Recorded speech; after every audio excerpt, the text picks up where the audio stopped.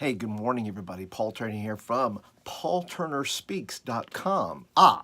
There starts the day with this is a live video, by the way, so if you're watching this later on, I am currently live, and so just giving you a little heads up. But you notice I said, hi, I'm Paul Turner from paulturnerspeaks.com. That's a new website because, it's a new year, and so I thought I would launch a new website to kind of go along with some new things that I'm doing in my life, which is speaking more. I just got done with a retreat down in Gulf Shores. Have some big things planned coming up in Florida. So if you're in the Florida area and you would like me to drop by and speak, I'll be down there at the end of January, beginning of February, that kind of week in there. So I'm always looking to stop by and maybe do some training or maybe speak, because I am speaking at a middle school retreat and high school retreat, and I have that whole week free there. But yeah, I'll put a link down below for that. Also, today we're going to be talking about the 5 resolutions every youth pastor may want to consider. Because it is that time of year. And so I want to encourage you with some things that you can handle, right? Because some of everybody's, maybe you're dealing with, the other resolutions, right? I want to lose weight, issue, or I want to read more books issue, or I want to listen. I understand it. There's personal ones, but then there's also the professional ones. And as a youth pastor, these are just 5 I want to share with you. Before I get into that, though, I want to just mention 2 things. One is you still have time to get the My Youth Ministry Playbook. It is not too late to have the best year of youth ministry ever. And I'll put a link down below if you want to watch the whole video on this. I won't get into all that, but needless to say, it is packed with articles, it is packed with calendars, it is packed with all the questions that you should normally be asking during your ministry time. And so I want to encourage you. There'll be some links down in the description below that if you're interested in this, not too late to get your year off to the best start possible because you planned on it, right? I want you to plan on having a great year. And guess what? You'll have a great year. The other thing is this. I have decreased the number of people that I'm taking into my coaching program right now. I had set it at 10. I have now set it at 5. I just feel like 5's the better number to where I can invest in you guys and do a deep dive into 5 different ministries and 5 different people where I think you're going to get the most value. So rather than having 10 people jump in, we're going to have 5 people for this first season of the Ministry Mind program. And so if you are interested in that, there'll be a link down below for that as well. And so there's only 4 spots left. And this starts January 14th. So that's, 11 days from now.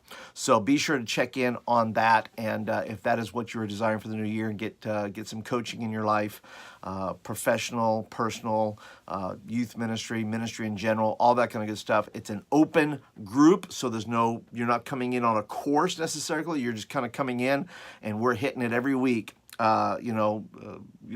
Troubleshooting things, talking about our week, venting if that's what we need to do. So we'll have all that available. All right, so let's go ahead and jump in then to the 5 resolutions that I think every youth pastor should consider. Number 1, work harder and smarter. Now, I know that you might want to say, listen, well, Paul, I don't want to work harder. I want to work smarter. I don't think it's either or. I think it's always both. I have to say that there were times in my ministry where I really disrespected the amount of time I was given. I really, be honest, I knew I was getting paid that week no matter what. I was getting paid. So why did it matter how I used my time? And I just thought back on that. I reflected on that. I said, man, I wish I would have worked harder. I wish I would have worked harder, not in the sense of physical labor in the sense of that, but maybe emotional labor, intellectual labor, things like that working harder in the sense of saying, look, I want to participate and help other ministries. I want to make myself more available to what's going on in the church and not just stay all the time within my youth ministry lane, but to cross over gently cross over to say, how can I help? Right? I want to be able to say, listen, how can I be of more value to the rest of the ministries that are around me?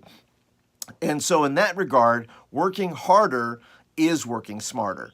Once again, respecting your time, respecting the days that you have. Where will you put most of your value? Where do you put that time in? And so I would encourage you to think about, where can I work harder and smarter? Where can I put in the labor? Where can I put in, whether that's putting together your youth room and working on that, rather than doing something else that's really not going to move the ball forward in your ministry. So I would say one of the things you need to do is consider, at least, is respecting your time and working harder and smarter. The second thing is I would consider revamping how you see discipleship. Now, and what I say about that is this: I'm asking, maybe that the challenge is this. I know that everybody wants to lose weight. Everybody wants to have various resolutions like that throughout the year. But let me ask you a question. Where can you and I up our game in the sense of following Jesus, right? We say, well, we have a job. We're at the church, maybe most of the time. If you're bivocational, you're in your workplace, things like that. But what are some things that I can do in my own personal life that increases my awareness of following Jesus, right? Whether that's sharing the gospel with people, whether that is discipling somebody else, taking somebody else under your wing, and really, whether that's a student or anybody. But rethinking discipleship in general and saying, what does it mean to follow Jesus in my own life? And what does that look like in our youth ministry, right? Revamping, maybe some of you have had youth ministries that have followed along a path of the education part that says, well, listen, we need to teach these kids the gospel. And so absolutely, without question.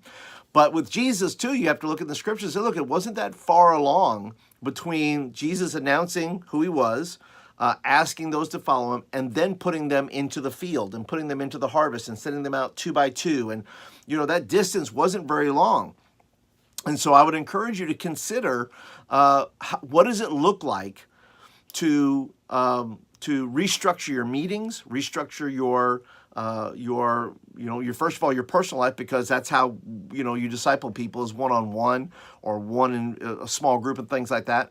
So consider, first of all, how can you and I be better followers of Jesus, loving people, showing humility, being persistent and not giving up in the face of trial, showing forth the fruits of our labor, doing things in I will say public, that's not really what I mean, but doing things where they're evident, where the Bible says, and your Father gets the glory in heaven, where they'll glorify God in heaven for the works that we do. So, so I would just say, look, think about revamping your discipleship program. Think about what it means for you personally, and then what does that mean in reflection within our youth ministries there. You guys already know, for most of you, that I wrote a book on that called The Disciple Project. There'll be a link down below if you're interested in any of those kinds of things that I'm talking about there. The third thing I would say is this: rest more. Well, Paul, you just said I should work harder, not smarter. Can I tell you what? Working smarter means taking rest. That means saying, I'm going to take my days off. These were things I was not very good at. I would spend a lot of time in the office. I would spend a lot of time working on projects, things that weren't moving the ball forward, things that were just nothing. I would just sit in the office and working on things that just, really didn't matter in that regard. So for me, Sundays, for those who don't know, Sundays are a work day. For pastors.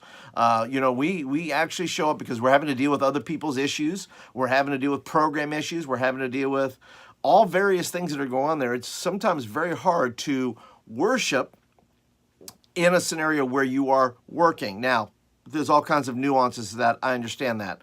What I am saying, though, is that you've got to figure out a way of what it means to rest. Rest in the work that God is doing, right? How do I rest? It doesn't require me to work all the time to think that I am, pushing God's agenda forward. That, listen, God is at work in your youth ministry. God is at work in you, right? God is at work around me and things that are going on. You and I have to learn how to rest in that. We have to be able to rest and say, you know what?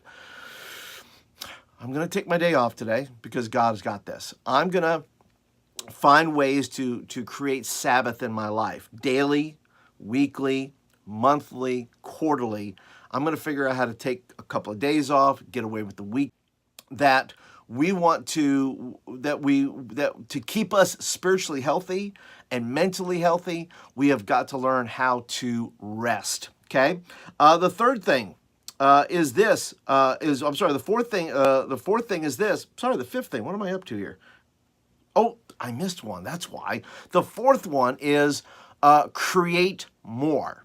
So you may say, I'm not a very creative person. And, but let me tell you something I did. I redefined what it meant to go to the office.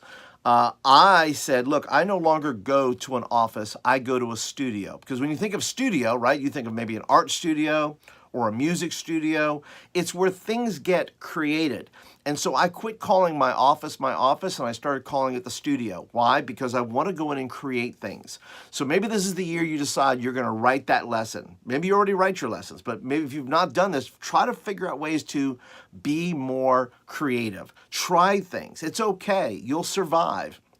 If it doesn't work, it doesn't work. But try to find ways to be more creative in your own life, maybe for personal reasons, and say, I'm gonna do calligraphy or origami or whatever it is you want to do. Find a way to be more creative, and then use some of that creativity. Maybe you can lean into writing your own lessons, writing your own discipleship curriculum, taking your own pictures for slides, and using those. Find ways. This is a great resolution to make, because if you find that within your heart and say, wow, that's really something I'm really attracted to, it's something, listen, that creativity will only grow in you, and you'll find other ways to use that within your ministry, and find other ways to create meetings, right? Like me, I just got done with this retreat down in Gulf Shores. We did prayer stations. Maybe it's time to be creative and say, look, we're going to do prayer stations in our group. Whatever that is. But let me tell you what, for me, the creative outlet is enormous, in the sense of allowing God to speak to me in that, and how that creativity impacts the students that are around me. And it encourages, by the way, when your students see you being creative and sometimes missing the mark a little bit, it encourages them, says, look, I could try this. I see my youth pastor or my youth leaders try it.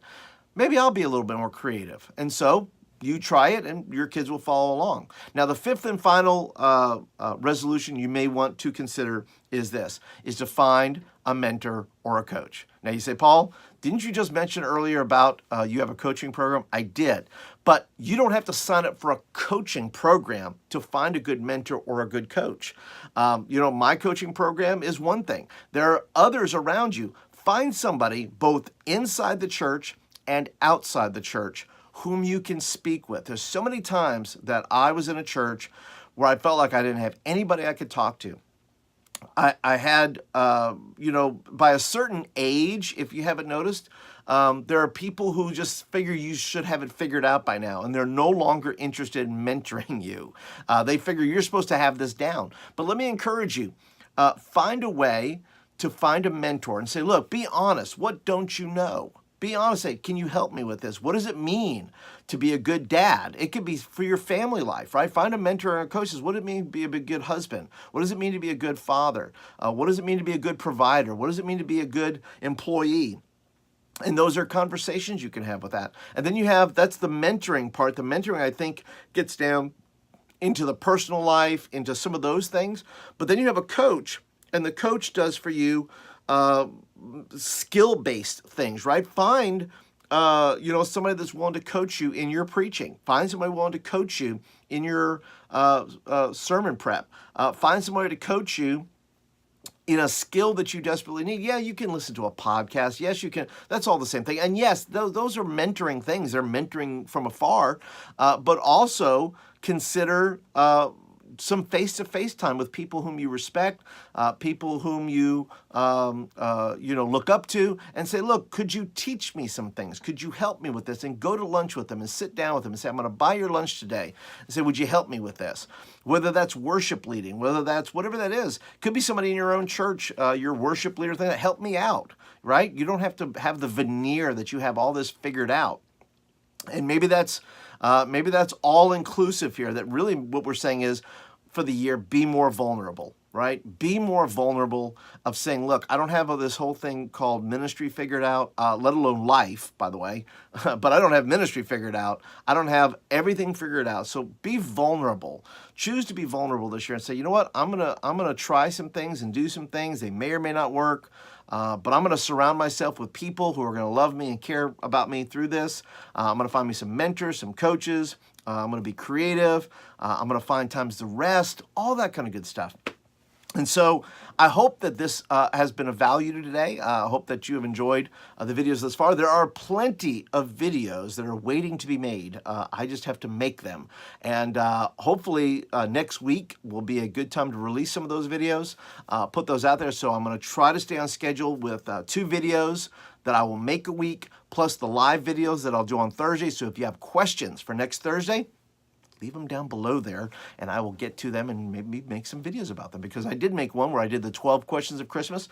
All those are coming out in deep dive format. I'm going to make those videos, but if you have more questions, you be sure to leave them down there. Also, be sure to go ahead and click over here somewhere where if you're not a subscriber yet to the channel, I would love for you to be a part of this community. This is a great community. We are building some great things here, some great interactions.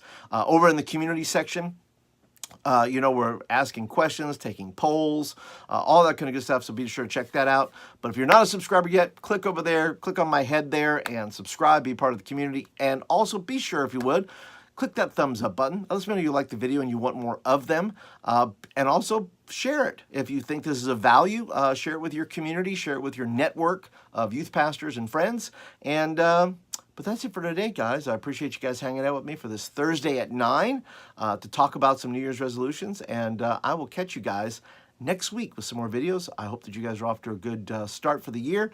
And God's blessing and peace be upon you. You guys have a great day, everybody.